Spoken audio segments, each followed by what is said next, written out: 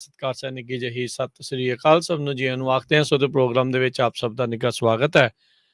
Programme ਲੈ ਕੇ ਹਾਜ਼ਰ ਹੋ ਚੁੱਕੇ ਹਾਂ ਜੀ ਆਪਾਂ ਇਸ ਮੌਕੇ ਅਪਡੇਟ ਕੈਲੀਫੋਰਨੀਆ। ਮੈਂ ਰਾਜਕਰਨਵੀਰ ਸਿੰਘ ਮੇਰੇ ਨਾਲ ਜੁੜ ਚੁੱਕੇ ਨੇ ਹਰਜੋਤ ਸਿੰਘ ਖਾਲਸਾ ਜੀ। ਸਵਾਗਤ ਹੈ, ਸਤਿ ਸ੍ਰੀ ਅਕਾਲ। ਸਤਿ ਸ਼੍ਰੀ ਅਕਾਲ, ਧੰਨਵਾਦ ਜੀ ਆਇਆਂ ਨੂੰ। ਪੰਜਾਬੀ ਰੇਡੀਓ ਯੂਐਸਏ ਦੇ ਜਿੰਨੇ ਵੀ ਸਰੋਤੇ ਸਾਡੇ ਸਾਰੇ ਹੀ AM ਸਟੇਸ਼ਨ FM ਸਟੇਸ਼ਨ ਘਰਾਂ ਦੇ ਵਿੱਚ ਰੇਡੀਓ ਸੈਟਸ ਦੇ ਰਾਹੀਂ ਟੈਲੀਫੋਨ ਦੇ ਰਾਹੀਂ ਫੇਸਬੁੱਕ YouTube ਤੇ ਲਾਈਵ ਦੇਖ ਰਹੇ ਹੋ ਸੁਣ ਰਹੇ ਹੋ ਸਾਰਿਆਂ ਨੂੰ ਜੀ ਆਇਆਂ ਨੂੰ ਤੇ ਬਹੁਤ ਹੀ ਪਿਆਰ ਤੇ ਸਤਿਕਾਰ ਭਰੀ ਸਤਿ ਸ਼੍ਰੀ ਅਕਾਲ ਸਰੋਤਿਓ। ਅੱਜ ਅਪ੍ਰੈਲ ਦੀ 21 ਤਰੀਕ ਆ, ਦਿਨ ਵੀਰਵਾਰ ਆ। ਤੁਹਾਡੇ ਲਈ ਅਪਡੇਟ ਕੈਲੀਫੋਰਨੀਆ ਪ੍ਰੋਗਰਾਮ ਲੈ ਕੇ ਹਾਜ਼ਰ ਹੋਏ ਆ। ਪ੍ਰੋਗਰਾਮ ਸ਼ੁਰੂ ਕਰਨ ਤੋਂ ਪਹਿਲਾਂ ਸਾਡੇ ਅੱਜ ਦੇ ਸਪਾਂਸਰਸ ਉਹਨਾਂ ਦਾ ਧੰਨਵਾਦ। ਖਾਲਸਾ ਇੰਸ਼ੋਰੈਂਸ ਏਜੰਸੀ, ਜਿਨ੍ਹਾਂ ਦੇ ਕੋਲੋਂ ਤੁਸੀਂ ਹਰ ਇੱਕ ਤਰੀਕੇ ਦੇ ਇੰਸ਼ੋਰੈਂਸ ਕਰਵਾ ਸਕਦੇ ਹੋ। ਇੰਸ਼ੋਰੈਂਸ ਬਾਰੇ ਪਤਾ ਕਰਨ ਲਈ ਕਾਲ ਕਰ ਸਕਦੇ ਹੋ 408-272-2500 4082722500। ਟਿਰਕੇਣਾ ਇਮੀਗ੍ਰੇਸ਼ਨ ਲਾ ਫਰਮ, ਇਮੀਗ੍ਰੇਸ਼ਨ ਦਾ ਹੋਵੇ ਕਿਸੇ ਵੀ ਤਰੀਕੇ ਦਾ ਕੰਮ, ਕਾਲ ਅਟਰਨੀ ਜੇ ਟਿਰਕੇਣਾ 415-909-0503। ਅਮਰਜੀਤ ਸਿੰਘ ਫਰੈਜ਼ਨੋ, ਗੁਰਬਚਨ ਸਿੰਘ ਨਾਗਰਾ ਸੈਕਰਾਮੈਂਟੋ, ਅਵਤਾਰ ਸਿੰਘ ਮੰਜ਼ਲ ਕਲੋਵਿਸ, ਪ੍ਰਿਤਪਾਲ ਸਿੰਘ ਅਟਵਾਲ ਐਲਗਰੋਵ, ਜੁਗਰਾਜ ਸਿੰਘ ਢਾਲੀਵਾਲ ਸੀਰੀਜ਼, ਕਮਲਜੀਤ ਸਿੰਘ ਮੱਖਣ ਦੌਲਤਪੁਰੀਆ ਸਟਾਕਟਨ, ਹਰਜਿੰਦਰ ਸਿੰਘ ਬਰਾੜ ਬੇਕਰਸਫੀਲਡ, ਇੰਦਰਜੀਤ ਸਿੰਘ ਬੜਿੰਗ ਮੰਟੀਕਾ ਤੇ ਜ਼ੈਂਡਰ ਗਰੁੱਪ, ਜਿੱਥੋਂ ਤੁਸੀਂ ਹੋਮ ਲੋਨਸ, ਘਰ ਖਰੀਦਣ ਅਤੇ ਘਰ ਵੇਚਣ ਦੀਆਂ ਸਾਰੀਆਂ ਸਰਵਿਸਿਜ਼ ਲੈ ਸਕਦੇ ਹੋ। ਕਾਲ 8559052575 855-905-2575। ਇਹਨਾਂ ਸਾਰਿਆਂ ਦਾ ਧੰਨਵਾਦ। ਜੇਕਰ ਤੁਸੀਂ ਜਾਂ ਕੋਈ ਹੋਰ ਕਾਰੋਬਾਰ ਇਸ ਪ੍ਰੋਗਰਾਮ ਨੂੰ ਸਪਾਂਸਰ ਕਰਨਾ ਚਾਹੁੰਦੇ ਹੋ, ਸੰਪਰਕ ਕਰ ਸਕਦੇ ਹੋ ਨੰਬਰ 408-722-7698 ਦੇ ਉੱਤੇ। ਜੀ ਅੱਜ ਦੀਆਂ ਖਬਰਾਂ ਵੱਲ ਆਈਏ ਤੇ ਜਿਸ ਤਰ੍ਹਾਂ ਅਮਰੀਕਾ ਨੇ ਰਸ਼ੀਆ ਦੇ ਉੱਤੇ ਬਹੁਤ ਸੈਂਕਸ਼ਨਸ ਲਾਈਆਂ, ਕਈ ਉਹਨਾਂ ਦੇ ਜਿਹੜੇ ਓਲੀਗਾਰਚ ਹੈਗੇ ਆ, ਅਮੀਰ ਲੋਕ ਆ, ਉਹਨਾਂ ਦੇ ਉੱਤੇ ਵੀ ਬੰਦਸ਼ਾਂ ਲਾਈਆਂ। ਤੇ ਅੱਜ ਉਹਦੇ ਉਲਟ ਰਸ਼ੀਆ ਨੇ ਫੇਸਬੁੱਕ ਦੇ ਮਾਲਕ ਮਾਰਕ ਜ਼ਕਰਬਰਗ, ਵਾਈਸ ਪ੍ਰੈਜ਼ੀਡੈਂਟ ਕਮਲਾ ਦੇਵੀ ਹੈਰਿਸ ਤੇ ਹੋਰ 27 ਅਮਰੀਕਨਸ ਦੇ ਉੱਤੇ ਇਨਡੈਫੀਨਿਟਲੀ ਉਹਨਾਂ ਦੇ ਬੈਨ ਲਾਤਾ ਵੀ ਉਹ ਰਸ਼ੀਆ ਦੇ ਵਿੱਚ ਐਂਟਰ ਨਹੀਂ ਕਰ ਸਕਦੇ ਹੈਗੇ। ਸੋ ਇਹ ਈਵਨ ਦੋ ਕਹਿੰਦੇ ਵੀ ਜਿਹੜਾ ਟਰੈਵਲ ਬੈਨ ਆ ਇਹ ਕੋਈ ਮਾਰਕ ਜ਼ਕਰਬਰਗ ਦੇ ਉੱਤੇ ਜ਼ਿਆਦਾ ਤਾਂ ਨਹੀਂ ਅਸਰ ਕਰੂਗਾ, ਕਿਉਂਕਿ ਉਹ ਕਿਹੜਾ ਬਾਹਲਾ ਉੱਥੇ ਰਸ਼ੀਆ ਨੂੰ ਜਾਂਦਾ ਆ। ਪਰ ਨਿਊਜ਼ ਜ਼ਰੂਰ ਇਹਦੀ ਜਿਹੜੀ ਵੱਡੀ ਬਣ ਗਈ ਹੈਗੀ ਆ। ਇਹ ਰਿਟੈਲੀਏਸ਼ਨ ਉਹਨਾਂ ਨੇ ਇਸ ਕਰਕੇ ਕੀਤੀ ਆ ਕਿਉਂਕਿ ਵੈਸਟਰਨ ਸੈਂਕਸ਼ਨਸ ਰਸ਼ੀਆ ਦੇ ਉੱਤੇ ਲੱਗੀਆਂ ਗਈਆਂ ਹੈਗੀਆਂ। ਸੋ USA ਦੇ ਕਈ ਬਿਜ਼ਨਸ ਲੀਡਰ, ਜਿਹਨਾਂ ਜਰਨਲਿਸਟ ਵੀ ਹੈਗੇ ਆ, ਲਿੰਕਡਇਨ ਦਾ CEO ਰਾਇਨ ਰੋਜ਼ਲੈਂਸਕੀ, ABC ਦੀ ਰਿਪੋਰਟਰ ਜਾਰਜ ਸਟੈਪਨੋਪਲਸ, ਇਹ ਜਿਹੜੇ ਆ ਮੇਨ ਬੰਦੇ ਆ ਜਿਨ੍ਹਾਂ ਦੇ ਉੱਤੇ ਇਹ ਰਸ਼ੀਆ ਵਾਲਿਆਂ ਨੇ ਬੈਨ ਲਾਇਆ ਹੈਗਾ। ਜੀ, ਰੂਸ ਤੋਂ ਜਿਹੜੀ ਹਰਜੋਤ ਸਿੰਘ ਜੀ ਅੱਜ ਦੋ ਵੱਡੀਆਂ ਖਬਰਾਂ ਨਾਲ ਦੇ ਨਾਲ ਇਹ ਆ ਰਹੀਆਂ। ਰੂਸ ਦੇ ਵਿੱਚ ਉੱਥੇ ਦਾ ਕਾਫੀ ਵੱਡਾ ਦਮਿਤਰਵਿਸਕੀ ਕੈਮੀਕਲ ਪਲਾਂਟ ਜਿਹੜਾ 2200 ਫੁੱਟ ਲੰਬਾ ਹੈਗਾ ਆ, ਉਹ ਕਹਿੰਦੇ ਬਰਨ ਡਾਊਨ ਹੋ ਗਿਆ, ਉਸ ਦੇ ਵਿੱਚ ਅੱਗ ਲੱਗ ਗਈ ਆ। ਇਹ ਰੂਸ ਦੀ ਰਾਜਧਾਨੀ ਮਾਸਕੋ ਤੋਂ 250 ਮੀਲ ਚੜ੍ਹਦੇ ਵਾਲੇ ਪਾਸੇ ਨੂੰ ਹੈਗਾ ਆ। ਇਸ ਦੇ ਨਾਲ ਨਾਲ ਇੱਕ ਹੋਰ ਖਬਰ ਇਹ ਆ ਰਹੀ ਸੀ ਵੀ ਰੂਸ ਦੀ ਇੱਕ ਸੀਕ੍ਰੇਟ ਰਿਸਰਚ ਫੈਸਿਲਿਟੀ, ਜਿੱਥੇ S series surface to missile Iskander ballistic missiles ਦੀ ਡਿਵੈਲਪਮੈਂਟ ਚੱਲਦੀ ਆ, ਰਿਸਰਚ ਹੁੰਦੀ ਆ, ਉੱਥੇ ਵੀ ਅੱਗ ਲੱਗ ਗਈ ਆ। ਉਹ ਵੀ ਪੂਰੀ ਤਰ੍ਹਾਂ ਤਹਿਸ ਨਹਿਸ ਹੋ ਗਈ ਹੈਗੀ ਆ। ਸੋ ਇਹ ਦੋ ਵੱਡੀਆਂ ਘਟਨਾਵਾਂ ਅੱਜ ਰੂਸ ਦੇ ਅੰਦਰ ਵਾਪਰੀਆਂ। ਕੱਲ ਰੂਸ ਨੇ ਇੱਕ ਮਿਜ਼ਾਈਲ ਟੈਸਟ ਕੀਤੀ ਸੀ ਨਿਊਕਲੀਅਰ ਕੈਪੇਬਿਲਿਟੀ ਵਾਲੀ, ਜਿਸ ਤੋਂ ਬਾਅਦ ਦੇ ਵਿੱਚ ਉੱਥੇ ਦੇ ਮੀਡੀਆ ਵਾਲੇ ਦੰਦੀਆਂ ਕੱਢ ਕੇ ਕਹਿ ਰਹੇ ਸੀਗੇ ਵੀ ਜੇ ਨਿਊਯਾਰਕ ਵਰਗੀ ਸਿਟੀ ਦੇ ਉੱਤੇ ਇਹ ਡਿੱਗਦਾ ਆ ਤੇ ਉਹ ਪੂਰੀ ਤਰ੍ਹਾਂ ਜਿਹੜੀ ਉਹ ਖਤਮ ਹੋ ਜਾਊਗੀ। ਲੋਕਾਂ ਨੇ ਇਸ ਚੀਜ਼ ਦਾ ਕਾਫੀ ਕਹਿੰਦੇ ਵੀ ਬੁਰਾ ਵੀ ਮਨਾਇਆ ਵੀ ਦੇਖੋ ਲੋਕਾਂ ਦੇ ਮਰਨ ਦੇ ਉੱਤੇ, ਨਿਊਕਲੀਅਰ ਹਮਲਾ ਕਰਨ ਦੇ ਉੱਤੇ ਕਿੱਦਾਂ ਉੱਥੋਂ ਦੇ ਪੱਤਰਕਾਰ, ਉੱਥੇ ਦਾ ਮੀਡੀਆ ਵਾਲੇ ਜਿਹੜੇ ਆ ਉਹ ਦੰਦੀਆਂ ਕੱਢ ਰਹੇ ਸੀਗੇ। ਸੋ ਇਹ ਦੋ ਜਿਹੜੀਆਂ ਚੀਜ਼ਾਂ ਵਾਪਰੀਆਂ ਆ, ਇਸ ਦੇ ਵਿੱਚ ਕਈ ਲੋਕ ਇਹ ਕਿਆਸਰਾਈਆਂ ਲਾ ਰਹੇ ਆ ਵੀ ਹੋ ਸਕਦਾ ਆ ਵੀ ਯੂਕਰੇਨ ਵਾਲਿਆਂ ਦਾ ਇਹਨਾਂ ਅੱਗਾਂ ਦੇ ਵਿੱਚ ਹੱਥ ਹੋਵੇ। ਉੱਦਾਂ ਰੂਸ ਨੇ ਜਿੱਦਾਂ ਇਹਨਾਂ ਦੇ ਇੱਕ ਵੱਡਾ ਸਮੁੰਦਰੀ ਬੇੜਾ ਡੁੱਬਿਆ ਸੀ, ਉਸ ਦੇ ਵਿੱਚ ਵੀ ਅੱਗ ਤੇ ਇੰਟਰਨਲ ਧਮਾਕੇ ਦੀ ਗੱਲ ਜਿਹੜੀ ਉਹ ਆਖੀ ਸੀਗੀ। ਇਸ ਬਿਲਡਿੰਗ ਦੇ ਵਿੱਚ ਲੱਗੀ ਅੱਗ ਦੇ ਪਿੱਛੇ ਵੀ ਉਹਨਾਂ ਨੇ ਇਹ ਕਿਹਾ ਆ ਵੀ ਇਲੈਕਟ੍ਰਿਕ ਫਾਇਰ ਜਿਹੜੀ ਇਹ ਸੀਗੀ, ਜਿਸ ਤੋਂ ਬਾਅਦ ਦੇ ਵਿੱਚ ਅੱਗ ਜਿਹੜੀ ਬਹੁਤ ਜ਼ਿਆਦਾ ਫੈਲ ਗਈ ਆ। ਸੋ ਬਲਾਸਟਿਕ ਮਿਜ਼ਾਈਲ ਜਿੱਥੇ ਉਸ ਦੀ ਡਿਵੈਲਪਮੈਂਟ ਹੁੰਦੀ ਹੈ ਇੱਕ ਉਹ, ਤੇ ਇੱਕ ਬਹੁਤ ਵੱਡਾ ਕੈਮੀਕਲ ਪਲਾਂਟ, ਉੱਥੇ ਦੋ ਥਾਵਾਂ ਦੇ ਉੱਤੇ ਕੁਝ ਘੰਟਿਆਂ ਦੇ ਫਾਸਲੇ ਦੇ ਵਿੱਚ ਇੱਕ ਦੂਜੇ ਦੇ ਜਿਹੜੀਆਂ ਇਹ ਅੱਗਾਂ ਲੱਗੀਆਂ ਨੇ। ਜੀ ਬਿਲਕੁਲ। ਅਗਲੀ ਖਬਰ ਵੱਲ ਚਲੀਏ। ਪ੍ਰੈਜ਼ੀਡੈਂਟ ਓਬਾਮਾ ਨੇ ਅੱਜ ਇੱਕ ਬਿਆਨ ਦਿੱਤਾ ਹੈ ਵੀ ਸੋਸ਼ਲ ਮੀਡੀਆ ਜਿਹੜੀਆਂ ਕੰਪਨੀਜ਼ ਹੈਗੀਆਂ ਉਹ ਬਹੁਤ ਸਾਰੀਆਂ ਡਿਸਇਨਫੋਰਮੇਸ਼ਨ ਫੈਲਾਉਂਦੀਆਂ ਹੈਗੀਆਂ। ਸੋ ਉਹਨਾਂ ਨੂੰ ਇਹ ਸੋਸ਼ਲ ਮੀਡੀਆ ਤੇ ਲੋਕ ਫੈਲਾਉਂਦੇ ਆ। ਸੋ ਸੋਸ਼ਲ ਮੀਡੀਆ ਕੰਪਨੀਜ਼ ਨੂੰ ਯੂਜ਼ ਕੀਤਾ ਜਾਂਦਾ, ਜਿਸ ਤਰ੍ਹਾਂ ਫੇਸਬੁੱਕ, ਯੂਟਿਊਬ, ਟਵਿੱਟਰ, ਜੋ ਵੀ ਹੈਗਾ।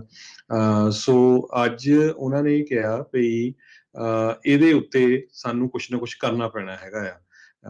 ਇਹ ਜਿਹੜਾ ਪਲੇਟਫਾਰਮ ਆ ਸਾਨੂੰ ਰੋਂਗ ਡਾਇਰੈਕਸ਼ਨ ਦੇ ਵੱਲ ਲਿਜਾ ਰਿਹਾ ਹੈ। ਅੱਜ ਪ੍ਰੈਜ਼ੀਡੈਂਟ ਓਬਾਮਾ ਉਹਨਾਂ ਨੇ ਕਿਹਾ, ਕਹਿੰਦੇ ਕਾਂਗਰਸ ਨੂੰ ਕੰਸੀਡਰ ਕਰਨਾ ਚਾਹੀਦਾ, ਜਿਹੜਾ ਸੈਕਸ਼ਨ 230 ਆ ਉਸ ਨੂੰ ਰਿਫਾਰਮ ਕੀਤਾ ਜਾਵੇ, ਤਾਂ ਕਿ ਹਾਇਰ ਸਟੈਂਡਰਡ ਆਫ ਜਿਹੜੀ ਇਨਫੋਰਮੇਸ਼ਨ ਆ ਉਹ ਉੱਥੇ ਆਵੇ। ਐਡਵਰਟਾਈਜ਼ਮੈਂਟ ਜੋ ਮਰਜ਼ੀ ਕਰਦੇ ਰਹਿਣ, ਪਰ ਜਿਹੜੀ ਗਲਤ ਇਨਫੋਰਮੇਸ਼ਨ ਫੈਲਦੀ ਆ ਉਹਦਾ ਬਹੁਤ ਨੁਕਸਾਨ ਹੁੰਦਾ ਹੈ। ਜੀ, ਬਿਲਕੁਲ ਓਬਵੀਅਸਲੀ ਆਪਾਂ ਦੇਖ ਹੀ ਰਹੇ ਹਾਂ। ਉਹਨਾਂ ਨੇ ਕਿਹਾ ਵੀ ਜਿਹੜੀਆਂ ਦੁਨੀਆ ਦੀਆਂ ਡੈਮੋਕ੍ਰੇਸੀਜ਼ ਆ ਉਹਨਾਂ ਨੂੰ ਇਸ ਡਿਸਇਨਫੋਰਮੇਸ਼ਨ, ਮਿਸ ਇਨਫੋਰਮੇਸ਼ਨ ਤੋਂ ਕਾਫੀ ਜ਼ਿਆਦਾ ਖਤਰਾ ਬਣਿਆ ਪਿਆ ਆ। ਫਲੋਰੀਡਾ ਦੇ ਵਿੱਚ ਡਿਜ਼ਨੀ ਦੇ ਸਪੈਸ਼ਲ ਸਟੇਟਸ ਦੇ ਉਲਟ ਲੈਜਿਸਲੇਚਰ ਨੇ ਉੱਥੋਂ ਦੀ ਨੇ ਬਿੱਲ ਪਾਸ ਕਰ ਦਿੱਤਾ ਹੈ। ਸੈਲਫ ਗਵਰਨਮੈਂਟ ਦੀ ਉਹਨਾਂ ਨੂੰ ਅਧਿਕਾਰ ਪਹਿਲੇ ਇੱਕ ਕਾਨੂੰਨ ਦੇ ਹਿਸਾਬ ਦੇ ਨਾਲ ਮਿਲਿਆ ਸੀਗਾ। LGBT ਦੇ ਜਿਹੜੇ ਇੱਕ ਬਿੱਲ, ਉਸ ਦੇ ਉਲਟ ਜਿਹੜਾ ਬਿੱਲ ਲਿਆਂਦਾ ਗਿਆ ਸੀ ਫਲੋਰੀਡਾ ਦੇ ਵਿੱਚ, ਉਸ ਦੇ ਉਲਟ ਇਹ ਡਿਜ਼ਨੀ ਵਾਲੇ ਬੋਲੇ। ਸੋ ਉਸ ਦਾ ਖਾਮਿਆਜ਼ਾ ਜਿਹੜਾ ਆ ਉਹ ਉਹਨਾਂ ਨੂੰ ਝੱਲਣਾ ਪੈ ਰਿਹਾ। ਇਸ ਦੇ ਉੱਤੇ ਸਾਡੇ ਇੱਥੇ ਗਵਰਨਰ ਜਿਹੜੇ ਨਿਊਸਮ ਉਹਨਾਂ ਨੇ ਕਿਹਾ ਆ ਵੀ ਦੇਖੋ, ਫਰੀਡਮ ਆਫ ਸਪੀਚ, ਐਕਸਪ੍ਰੈਸ਼ਨ ਦੇ ਬਾਵਜੂਦ ਹੋਣ ਦੇ ਬਾਵਜੂਦ ਵੀ ਫਲੋਰੀਡਾ ਦੇ ਵਿੱਚ ਇਹਨਾਂ ਕੰਪਨੀਆਂ ਨੂੰ ਇਸ ਦਾ ਪੋਲੀਟੀਕਲ ਇੱਕ ਹਿਸਾਬ ਦੇ ਨਾਲ ਸੈਟਬੈਕ ਆ ਉਹ ਝੱਲਣਾ ਪੈ ਰਿਹਾ ਆ, ਵੀ ਉਹਨਾਂ ਦੇ ਖਿਲਾਫ ਕਾਰਵਾਈ ਹੋ ਰਹੀ ਆ। ਸੋ ਹਾਊਸ ਨੇ ਕਹਿੰਦੇ 48 ਘੰਟਿਆਂ ਦੇ ਵਿੱਚ ਇਸ ਬਿੱਲ ਨੂੰ ਪਾਸ ਕਰ ਦਿੱਤਾ। 55 ਸਾਲ ਪੁਰਾਣਾ ਇੱਕ ਪ੍ਰੋਵੀਜ਼ਨ ਉਸ ਨੂੰ ਵਾਪਸ ਜਿਹੜਾ ਆ ਉਹ ਲੈ ਲਿਆ ਆ। ਉੱਥੋਂ ਦੇ ਗਵਰਨਰ ਡਿਸੈਂਟਸ ਅਤੇ ਡਿਜ਼ਨੀ ਦੀ ਜਿਹੜੀ ਕੰਪਨੀ ਆ ਉਹਨਾਂ ਦੇ ਦਰਮਿਆਨ LGBT ਦੇ ਜਿਹੜੇ ਇਸ਼ੂਜ਼ ਕਲਾਸਰੂਮ 'ਚ ਕਿੱਦਾਂ ਡਿਸਕਸ ਕੀਤੇ ਜਾਣੇ ਆ, ਉਸ ਬਿੱਲ ਨੂੰ ਲੈ ਕੇ ਇੱਕ ਹਿਸਾਬ ਦੇ ਨਾਲ ਸਿੰਘ ਫਸੇ ਸੀਗੇ। ਸੋ ਡਿਜ਼ਨੀ ਦੇ ਵਿੱਚ ਕਹਿੰਦੇ ਵੀ ਫਲੋਰੀਡਾ ਦੀ ਔਰਲੈਂਡੋ ਵਾਲੀ ਲੋਕੇਸ਼ਨ ਦੇ ਵਿੱਚ 80,000 ਇੰਪਲੋਈ ਕੰਮ ਕਰਦੇ ਆ, ਤੇ ਇਸ ਦੇ ਨਾਲ ਕਹਿੰਦੇ $75 ਬਿਲੀਅਨ ਦਾ ਓਵਰਆਲ ਇਕਨੋਮਿਕ ਇੰਪੈਕਟ ਫਲੋਰੀਡਾ ਦੇ ਉੱਤੇ ਪੈਂਦਾ ਹੈਗਾ ਆ। ਸੋ ਦੇਖੋ ਵੀ ਫਲੋਰੀਡਾ ਦੇ ਵਿੱਚ ਜਿਹੜੇ ਡਿਜ਼ਨੀ ਵਾਲੇ ਆ, ਇਸ ਇੱਕ ਝਟਕੇ ਤੋਂ ਬਾਅਦ 'ਚ ਉਹਨਾਂ ਨੂੰ ਕੀ ਜਿਹੜਾ ਹੈ ਉਹ ਅਸਰ ਹੁੰਦਾ ਹੈ। 40 ਮੀਲ ਸਕੁਅਰ ਮੀਲ ਦੇ ਵਿੱਚ ਇਹਨਾਂ ਦੀ ਜਿਹੜੀ ਪ੍ਰਾਪਰਟੀ ਆ ਉੱਥੇ ਫੈਲੀ ਹੈਗੀ ਆ।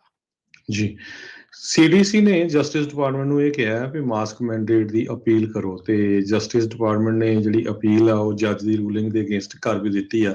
ਤੇ ਅੱਜ ਲਾਸ ਐਂਜਲਸ ਕਾਉਂਟੀ ਨੇ ਨਵਾਂ, ਉਹਨਾਂ ਦੇ ਜਿਹੜੇ ਹੈਲਥ ਆਫੀਸਰਸ ਆ, ਇੱਕ ਨਵਾਂ ਆਰਡਰ ਇਸ਼ੂ ਕੀਤਾ, ਜਿਹਦੇ ਮੁਤਾਬਕ ਉਹਨਾਂ ਨੇ ਕਿਹਾ ਆ ਵੀ ਏਅਰਪੋਰਟਸ ਤੇ ਪਬਲਿਕ ਟ੍ਰਾਂਜ਼ਿਟ ਦੇ ਉੱਤੇ ਮਾਸਕ ਰਿਕੁਆਇਰਡ ਹੈਗਾ। ਇਸ ਤੋਂ ਪਹਿਲਾਂ LA ਏਅਰਪੋਰਟ ਨੇ ਕਹਿਤਾ ਸੀ ਵੀ ਮਾਸਕ ਰਿਕੁਆਇਰਡ ਨਹੀਂ ਹੈਗਾ। LA metro, LA dot, dash buses, Amtrak, Metrolink, Orange County buses ਤੇ ਵੈਂਚੁਰਾ ਕਾਉਂਟੀ, ਹੁਣ ਇਹ ਸਾਰਿਆਂ ਨੂੰ ਜਿਹੜਾ ਆ ਫੋਲੋ ਕਰਨਾ ਪਊਗਾ ਲਾਸ ਐਂਜਲਸ ਕਾਉਂਟੀ ਦੀ ਰੂਲਿੰਗ ਦੇ ਲਈ, ਵੀ ਮਾਸਕ ਉੱਥੇ ਰਿਕੁਆਇਰ ਹੋਊਗਾ। Los Angeles County most populous county ਆ, ਉੱਥੇ ਸਭ ਤੋਂ ਜ਼ਿਆਦਾ ਜਿਹੜਾ ਭੀੜ ਵਾਲਾ ਏਰੀਆ, ਜ਼ਿਆਦਾ ਲੋਕ ਇਸ ਕਾਉਂਟੀ 'ਚ ਰਹਿੰਦੇ ਹੈਗੇ ਆ, ਪੂਰੇ ਜੇ ਕੈਲੀਫੋਰਨੀਆ ਦੇ ਹਿਸਾਬ ਨਾਲ ਦੇਖਿਆ ਜਾਵੇ। ਜੀ, ਜੀ। ਅੱਜ ਸਿਟੀ ਆਫ ਫ੍ਰੈਜ਼ਨੋ ਨੇ ਇੱਥੋਂ ਦਾ ਮਸ਼ਹੂਰ ਇੱਕ ਟਾਵਰ ਥੀਏਟਰ ਆ, ਉਸ ਨੂੰ ਖਰੀਦਣ ਦੇ ਲਈ ਹਾਮੀ ਭਰ ਦਿੱਤੀ ਆ।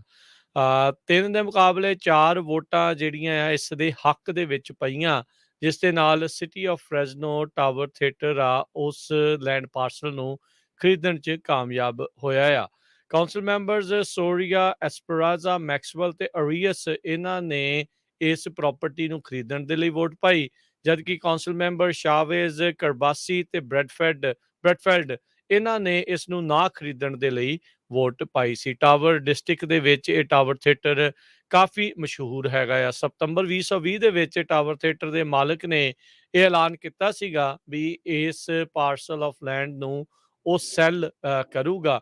ਹਾਲ ਦੀ ਘੜੀ ਉੱਥੇ ਐਡਵੈਂਚਰ ਚਰਚ ਵਾਲੇ ਵੀਕਲੀ ਜਿਹੜੀ ਆ ਉਹ ਸਰਵਿਸ ਆ ਉਹ ਉੱਥੇ ਲਾ ਰਹੇ ਸੀ। ਸੋ ਹੁਣ ਸਿਟੀ ਦੇ ਦੁਆਰਾ ਇਸ ਦੇ ਖਰੀਦੇ ਜਾਣ ਤੋਂ ਬਾਅਦ 'ਚ ਕਹਿੰਦੇ ਵੀ ਲੋਕ ਖਾਸ ਕਰਕੇ ਜਿਹੜੇ ਇਸ ਚਰਚ ਦੇ ਨਾਲ ਜੁੜੇ ਹੋਏ ਆ, ਉਹ ਹੁਣ ਵਿਰੋਧ ਕਰ ਰਹੇ ਆ ਵੀ ਇਹ ਇੱਕ ਮਾੜਾ ਫੈਸਲਾ ਆ।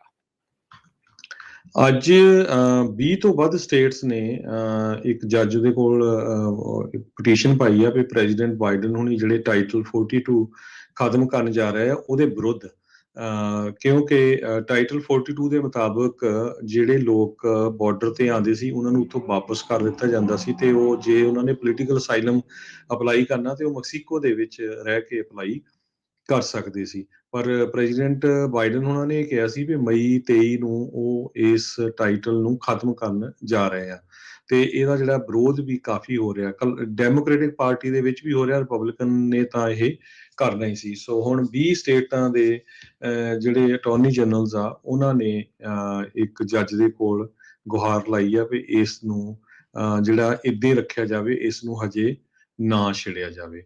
ਜੀ। ਓਸ਼ਾ ਨੇ ਹਰਜੋਤ ਸਿੰਘ ਜੀ ਅੱਜ ਫੈਸਲਾ ਲਿਆ ਆ ਵੀ ਜਿਹੜੇ ਕੈਲੀਫੋਰਨੀਆ ਦੇ ਵਿੱਚ ਪੈਂਡੈਮਿਕ ਤੇ ਪੇ ਨੂੰ ਸੰਬੰਧਿਤ ਕਾਨੂੰਨ ਬਣਾਏ ਗਏ ਸੀ ਉਹਨਾਂ ਦੇ ਵਰਕਰਸ ਦੇ ਲਈ, ਉਹ 2022 ਦੇ ਵਿੱਚ ਵੀ ਇਦਾਂ ਹੀ ਚੱਲਦੇ ਰਹਿਣਗੇ। ਓਸ਼ਾ ਦੇ ਬੋਰਡ ਮੈਂਬਰ ਕਹਿੰਦੇ ਆ ਵੀ ਸਾਨੂੰ ਨਹੀਂ ਲੱਗਦਾ ਵੀ ਇਹ ਟੋਟਲੀ ਅਜੇ ਤੱਕ ਖਤਮ ਹੋ ਗਿਆ। I don't think we are done with this yet. ਆਪਾਂ ਦੇਖ ਹੀ ਰਹੇ ਹਾਂ ਵੀ ਕਈ ਥਾਵਾਂ ਦੇ ਉੱਤੇ ਦੁਬਾਰਾ ਕੇਸ ਜਿਹੜੇ ਉਹ ਵਧਣੇ ਸ਼ੁਰੂ ਹੋ ਰਹੇ ਹੈਗੇ ਆ। ਸੋ ਕੋਵਿਡ-19 ਦੇ ਨਾਲ ਸੰਬੰਧਿਤ ਜਿਹੜੇ ਵਰਕਰਸ ਅਫੈਕਟਡ ਹੋਏ ਆ, ਉਹਨਾਂ ਦੀ ਜਿਹੜੀ ਐਕਸਟੈਂਡਡ ਮੈਂਡੇਟੋਰੀ ਪੇ ਆ, ਉਸ ਨੂੰ 2022 ਦੇ ਅਖੀਰ ਤੱਕ ਵੀ ਚਾਲੂ ਰੱਖਿਆ ਜਾਊਗਾ। ਸੋ ਸਟੇਟ ਲਾ ਮੇਕਰਸ ਨੇ ਇਸ ਤੋਂ ਪਹਿਲਾਂ ਜਿਹੜੇ ਬੈਨੀਫਿਟਸ ਆ ਉਹ ਸਤੰਬਰ ਤੱਕ ਚਾਲੂ ਰੱਖਣ ਦੇ ਲਈ ਵੀ ਕਾਨੂੰਨ ਪਾਸ ਕੀਤਾ ਸੀਗਾ। ਸੋ ਇਹ ਕਹਿੰਦੇ ਵੀ ਡਿਸੀਜਨ ਆ ਉਹ ਹੁਣ ਲੈ ਲਿਆ ਗਿਆ ਆ। ਓਸ਼ਾ ਦੇ ਜਿਹੜੇ ਰਿਵਾਈਜ਼ਡ ਵਰਕਪਲੇਸ ਸੇਫਟੀ ਰੂਲਸ ਦੀ ਹੋਈ ਮੀਟਿੰਗ ਆ, ਉਸ ਦੇ ਦੌਰਾਨ ਮਈ ਮਹੀਨੇ ਦੇ ਵਿੱਚ ਇਹਨਾਂ ਨੇ ਐਕਸਪਾਇਰ ਅਦਰਵਾਈਜ਼ ਹੋ ਜਾਣਾ ਸੀਗਾ। ਸੋ ਬੋਰਡ ਦੇ ਚੇਅਰਮੈਨ ਡੇਵਿਡ ਥੋਮਸ ਨੇ ਇਹ ਜਾਣਕਾਰੀ ਜਿਹੜੀ ਉਹ ਦਿੱਤੀ ਆ। ਸੋ ਕਹਿੰਦੇ ਵੀ ਪਤਾ ਨਹੀਂ ਕਿਹੜੇ ਹਫਤੇ ਦੇ ਵਿੱਚ ਸਰਜ ਦੁਬਾਰਾ ਆ ਜਾਵੇ, ਇਸ ਲਈ ਬੈਸਟ ਇਹੀ ਆ ਵੀ ਆਪਾਂ ਪ੍ਰੋਟੈਕਸ਼ਨ ਜਿਹੜੀ ਉਹ ਇਸ ਚੀਜ਼ ਨੂੰ ਲੈ ਕੇ ਬਣਾ ਕੇ ਰੱਖੀਏ। ਇੱਕ ਦੇ ਮੁਕਾਬਲੇ 6 ਵੋਟਾਂ ਦੇ ਨਾਲ ਓਸ਼ਾ ਦੇ ਬੋਰਡ ਨੇ ਇਸ ਨੂੰ ਪਾਸ ਕਰ ਦਿੱਤਾ। ਅਗਲੀ ਖਬਰ ਇੱਕ ਕੈਲੀਫੋਰਨੀਆ ਤੋਂ ਹੀ ਆ ਰਹੀ ਹੈ, ਜਿੱਥੇ ਕਿ Los Angeles side, northern California ਦੇ ਵਿੱਚ, ਸੌਰੀ, ਇੱਕ ਗਰੁੱਪ ਰੈਂਟ ਕਰ ਰਿਹਾ ਸੀ ਇੱਕ ਘਰ ਨੂੰ 에ਅਰ ਐਨਬੀਐਨ ਤੇ ਉੱਥੇ ਰਾਤ ਨੂੰ ਜਿਹੜੇ ਆ ਕੁਛ ਲੋਕ ਘਰ ਦੇ ਵਿੱਚ ਚਲੇ ਗਏ। ਉਹਨਾਂ ਨੇ ਟੂਰਿਸਟ ਨੂੰ ਕਿਡਨੈਪ ਕੀਤਾ ਤੇ ਗਨ ਪੁਆਇੰਟ ਦੇ ਉੱਤੇ ਉਹਨਾਂ ਤੋਂ $70,000 ਦਾ ਜਿਹੜਾ ਸਮਾਨ ਆ ਉਹ ਲੁੱਟ ਲਿਆ। ਸੋ ਇਹ ਬਹੁਤ ਹੀ ਸਰਪ੍ਰਾਈਜ਼ਿੰਗ ਆ। ਲਾਸ ਐਂਜਲਸ ਪੁਲਿਸ ਦੇ ਡਿਟੈਕਟਿਵ ਕ੍ਰਿਸ ਮਾਰਸਡਨ, ਉਹਨਾਂ ਨੇ ਲੋਕਲ ਜਿਹੜਾ ਉੱਥੇ ਦਾ ਰੇਡੀਓ ਸਟੇਸ਼ਨ ਆ KABC ਨੂੰ ਦੱਸਿਆ ਵੀ ਇੱਕ ਜਣਾ ਰਾਈਫਲ ਫੜ ਰਿਹਾ ਸੀ ਤੇ ਦੂਜਿਆਂ ਦੇ ਕੋਲ ਸ਼ਾਰਟ ਗਨਸ ਸੀਗੀਆਂ। ਉਹਨਾਂ ਨੇ ਜਿੰਨੇ ਵੀ ਟੂਰਿਸਟ ਸੀਗੇ 1:30 ਤੇ ਤੜਕੇ ਉਹਨਾਂ ਦੇ ਘਰ ਦੇ ਵਿੱਚ ਫੋਰਸਫੁਲੀ ਐਂਟਰ ਹੋ ਕੇ ਸਾਰਿਆਂ ਨੂੰ ਲੰਮੇ ਪਾਇਆ ਤੇ ਜਿੰਨਾ ਵੀ ਉਹਨਾਂ ਦੇ ਕੋਲ ਜਿਊਲਰੀ ਸੀ, ਕੱਪੜੇ ਸੀ, ਸਮਾਨ ਸੀ, ਲਗਭਗ $70,000 ਦਾ ਬਣਦਾ, ਉਹ ਲੁੱਟ ਕੇ ਲੈ ਗਏ। LA ਕਾਉਂਟੀ ਕਹਿ ਰਹੀ ਆ ਵੀ ਉਹ ਆਪਣਾ ਮਾਸਕ ਮੈਂਡੇਟ 에ਅਰਪੋਰਟ ਦੇ ਉੱਤੇ ਤੇ ਪਬਲਿਕ ਟਰਾਂਜ਼ਿਟ ਦੇ ਵਿੱਚ ਚਾਲੂ ਰੱਖਣਗੇ। ਕੱਲ ਸੈਂਟਾ ਕਲਾਰਾ ਕਾਉਂਟੀ ਤੇ ਬੇ ਏਰੀਆ ਦੀਆਂ ਕਈ ਟਰਾਂਜ਼ਿਟ ਕੰਪਨੀਜ਼ ਆ, ਉਹਨਾਂ ਨੇ ਆਪਣਾ ਮਾਸਕ ਮੈਂਡੇਟ ਆ ਉਸ ਨੂੰ ਹਟਾਉਣ ਦੀ ਗੱਲ ਆਖ ਦਿੱਤੀ ਸੀ। ਲਾਸ ਐਂਜਲਸ ਕਾਉਂਟੀਜ਼ ਨੇ ਜਿਹੜਾ ਆ ਇਹ ਨਵਾਂ ਹੈਲਥ ਆਰਡਰ ਇਸ਼ੂ ਜਿਹੜਾ ਕਰ ਦਿੱਤਾ ਆ, ਜਿਸ ਦੇ ਨਾਲ 에ਅਰਪੋਰਟਸ ਦੇ ਉੱਤੇ ਮਾਸਕ ਦੀ ਰਿਕੁਆਇਰਮੈਂਟ ਆ ਉਹ ਰਹੇਗੀ। ਆਈ ਥਿੰਕ LA ਦੇ ਜਿਹੜੇ 에ਅਰਪੋਰਟ ਉਹਨਾਂ ਨੇ ਪਹਿਲਾਂ ਕਿਹਾ ਸੀਗਾ ਵੀ ਮਾਸਕ ਜਿਹੜਾ ਉਹ ਨਹੀਂ ਚਾਹੀਦਾ ਹੋਊਗਾ, ਹੁਣ ਪਰ ਕਾਉਂਟੀ ਨੇ ਉਹਦੇ ਉੱਤੋਂ ਦੀ ਜਿਹੜਾ ਇਹ ਆਰਡਰ ਲਾ ਦਿੱਤਾ ਵੀ ਮਾਸਕ ਜਿਹੜਾ ਰਹੂਗਾ। ਹੁਣ ਇੱਦਾਂ ਆ ਹਰਜੋਤ ਸਿੰਘ ਜੀ, ਇਸ ਨੂੰ ਲੈ ਕੇ ਕਨਫਿਊਜ਼ਨ ਬਹੁਤ ਜ਼ਿਆਦਾ ਆ। ਉਧਰ CDC ਨੇ ਡਿਪਾਰਟਮੈਂਟ ਆਫ ਜਸਟਿਸ ਨੂੰ, ਜਿੱਦਾਂ ਤੁਸੀਂ ਪਹਿਲਾਂ ਵੀ ਦੱਸਿਆ, ਵੀ ਕਿਹਾ ਆ ਵੀ ਉਸ ਦੇ ਉਲਟ ਫੈਸਲੇ ਦੇ ਉਲਟ ਅਗਲੀ ਜਿਹੜੀ ਅਪੀਲ ਜਿਹੜੀ ਉਹ ਕੀਤੀ ਜਾਵੇ। ਸੋ ਇਹ ਵੀ ਮਾਸਕ ਨਾਲ ਲੈ ਕੇ ਜਾਓ, ਜੇ ਪਾਉਣ ਨੂੰ ਕਹਿੰਦੇ ਆ ਤੇ ਭਾਈ ਪਾ ਲਓ, ਜੇ ਤੁਸੀਂ ਤੁਹਾਡੇ ਨਹੀਂ ਪਾਉਣ ਦੀ ਇੱਛਾ ਹੈਗੀ ਤੇ ਉੱਥੇ ਕਹਿੰਦੇ ਆ ਵੀ ਕੋਈ ਚੱਕਰ ਨਹੀਂ ਪਾਉਣਾ ਤਾਂ ਫਿਰ ਤੁਸੀਂ ਰਹਿਣ ਦਿਓ। ਪਰ ਇਹ ਆ ਵੀ ਕਨਫਿਊਜ਼ਨ ਇਸ ਨੂੰ ਲੈ ਕੇ ਬਹੁਤ ਜ਼ਿਆਦਾ ਵਧੀ ਹੈਗੀ ਆ। ਪਰ ਇਹ LA ਕਾਉਂਟੀ ਦਾ ਆਰਡਰ ਕਹਿੰਦੇ ਵੀ ਕੱਲ ਤੋਂ, ਸ਼ੁੱਕਰਵਾਰ ਤੋਂ ਇਹ ਚਾਲੂ ਹੋ ਜਾਊਗਾ। 2 ਸਾਲ ਤੋਂ ਵੱਧ ਦੀ ਉਮਰ ਦੇ ਜਿੰਨੇ ਵੀ ਲੋਕ ਆ ਉਹਨਾਂ ਸਾਰਿਆਂ ਨੂੰ ਹੀ ਮਾਸਕ ਦੀ ਰਿਕੁਆਇਰਮੈਂਟ ਹੋਊਗੀ। ਜਿਹੜੇ ਟਰਾਂਜ਼ਿਟ ਸਰਵਿਸ ਆ ਉਸ ਦੇ ਵਿੱਚ ਵੀ ਤੇ ਨਾਲ ਦੇ ਨਾਲ 에ਅਰਪੋਰਟ ਆ ਉੱਥੇ ਵੀ। ਸਰੋਤਿਆਂ ਨੂੰ ਯਾਦ ਹੋਊਗਾ ਅਪ੍ਰੈਲ 7 ਨੂੰ ਆਪਣੀ ਹੀ 2 ਪੰਜਾਬੀ ਬੀਬੀਆਂ ਨੂੰ ਇੱਕ ਸੈਨੋਜ਼ੇ ਦੇ ਵਿੱਚ ਪਿਕਅਪ ਟਰੱਕ ਵਾਲਾ ਡਰਾਈਵਰ ਮਾਰ ਕੇ ਭੱਜ ਗਿਆ ਸੀ। ਜੀ। ਅਪ੍ਰੈਲ 7 ਨੂੰ ਅਕਾਲਾ ਐਵਨਿਊ ਓਕਟਨ ਕੋਰਟ ਦੇ ਉੱਤੇ ਇਹ ਐਕਸੀਡੈਂਟ ਹੋਇਆ ਸੀ।